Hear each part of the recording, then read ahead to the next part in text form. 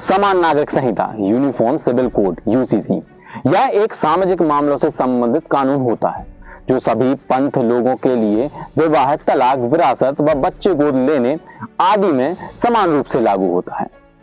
इसे हम दूसरे शब्दों में इस तरह भी कह सकते हैं कि अलग अलग पंथों के लिए अलग अलग सिविल कानून ना होना ही समान नागरिक संहिता की मूल भावना है। यह किसी भी पंथ जाति के सभी निजी कानूनों से ऊपर होता है। नमस्कार, स्वागत है आपका R24 में और मैं आपके साथ हूं राजुल तिवारी। भारत में यह विवाद ब्रिटिश काल से ही चला आ रहा है। अंग्रेज मुस्लिम समुदाय से निजी कानून में बदलाव कर उनसे दुश्मनी मोल नहीं लेना चाहते थे। हालांकि विभिन्न महिला आंदोलन के कारण मुसलमानों के निजी कानूनों में थोड़ा बदलाव हुआ। इस प्रक्रिया की शुरुआत 1882 के हैंगस्टन योजना से हुई और अंत शरीयत कानून के लागू होने से हुआ। हालांकि समान नागरिकता कानून उस वक्त कमजोर पड़ने लगा जब तथाकथित सेक्युलर ने मुसलमान तलाक और विवाह कानून को लागू कर दिया। 1929 में जमीयत अल उलेमा ने बाल विवाह रोकने मुसलमानों को अवज्ञा आंदोलन में शामिल करने की अपील की। इस बड़े अवज्ञा आंदोलन का अंत उस समझौते के बाद हुआ जिसके तहत मुस्लिम जजों को मुस्लिम शादियों को तोड़ने की अनुमति दी गई। 1930 में जवाहरलाल नेहरू एक समान नागरिक संहिता का समर्थन किया। हालांकि उन्हें वरिष्ठ नेताओं द्वारा विरोध का सामना करना पड़ा। भारतीय संविधान में डॉक्टर BR अम्बेडकर समान नागरिक संहिता के बारे में क्या लिखते हैं? मैं व्यक्तिगत रूप से समझ नहीं पा रहा हूं कि किसी धर्म मजहब को यह विशाल व्यापक क्षेत्राधिकार क्यों दिया जाना चाहिए। ऐसे में तो धर्म जीवन के प्रत्येक पक्ष पर हस्तक्षेप करेगा और विधेयिका को उस क्षेत्र पर अतिक्रमण करने से रोकेगा।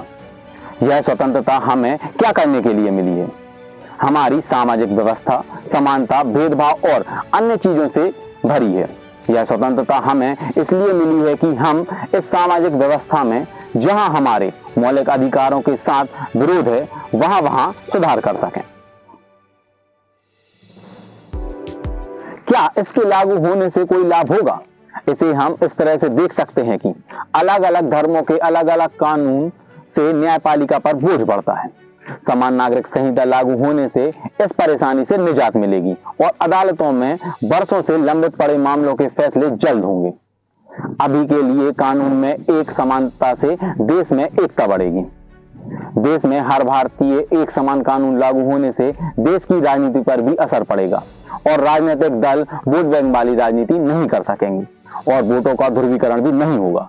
समान नागरिक संहिता लागू होने से भारत की महिलाओं की स्थिति में भी सुधार आएगा। अभी तो कुछ धर्मों के पर्सनल लॉ में महिलाओं के अधिकार सीमित हैं।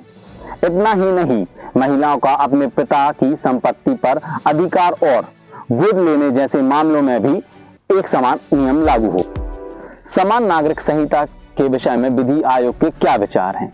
विधि और न्याय मंत्रालय द्वारा वर्ष 2016 में समान नागरिक संहिता से संबंधित मुद्दों के समग्र अध्ययन हेतु एक विधि आयोग का गठन किया गया। विधि आयोग ने कहा कि समान नागरिक संहिता का मुद्दा मूल अधिकारों के तहत अनुच्छेद 14 और 25 के बीच द्वंद्व से प्रभावित है।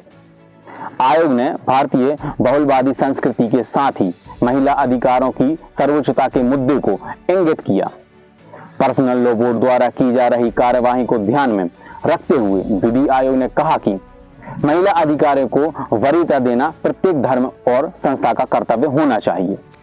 विधि आयोग के विचारानुसार समाज में असमानता की स्थिति उत्पन्न करने वाली समस्त रूढ़ियों की समीक्षा की जानी चाहिए। इसलिए सभी निजी कानून प्रतिक्रियाओं को संहिताबद्ध करने की आवश्यकता है। आपको यह हमारी खबर कैसी लगी हमें कमेंट बॉक्स में जरूर बताएं।